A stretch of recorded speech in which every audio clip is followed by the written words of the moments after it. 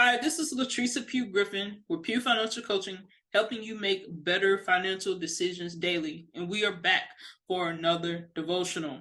And today's devotional is coming out of Proverbs chapter 7, verse 4. And it reads, "Love wisdom like a sister. Make insight a beloved member of your family." And this is the New Living Translation. You see, I am the youngest of four women, and throughout the different stages of our relationships, we've grown and communicated in different ways. The way we communicated as children is different than how we communicated as adults. I remember vividly a few years ago, we started this thing. One of my sisters made a suggestion. Hey, we should be more in the Word, so let's send a scripture a day so that we can read the Bible more. So this process started, and over time, it went from scriptures to us communicating throughout the week, to us communicating on a daily basis, to now it's at the point where I know that I will hear from one of my siblings at least once a day, if not more than that. And because of that, our relationship has grown closer and stronger because we are in constant communication with each other. So going back to the verse today, it says that we should love wisdom like a sister. So that means that when we are adding wisdom into our lives, this should be a regular and consistent amount of information that should be added into our lives, because who wouldn't communicate with their sister or brother on a consistent basis?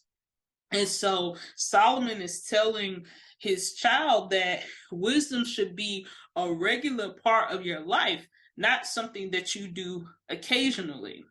And so as you take this information in, whether it's on this devotional, whether it's in a book that you read, whether it's from your pastor, from your boss, whatever scenario it is, these are things that you should hold close to your heart.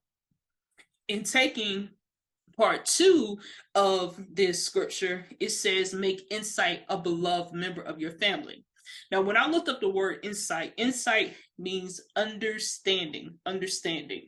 So it's not only important for you to gain information, apply information, but we should understand it clearly so we can operate it in the best way possible. I'll give you this sports analogy. I can remember when I was learning the game of basketball as a child, that in order for your team to win, you had to shoot in the correct hoop. Yes, it is important to shoot the ball, and that's how you gain points. But if you shoot it in the wrong goal, then guess what? You're giving the other team the points.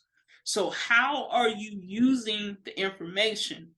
Yes, it's important for you to check your account, but if you're checking your account only to move from savings to checking because of something that you want to splurge on for the moment, are you really using your checking account and your savings account in the proper way it needs to be managed?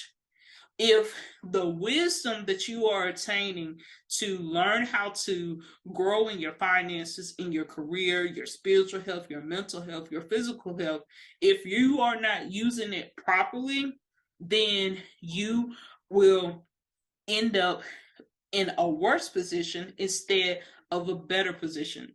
So as we think about this devotional on today, remember that we should not let wisdom sit up on the shelf.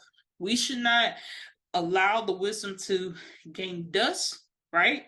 So that we are able to actually use this information in our lives.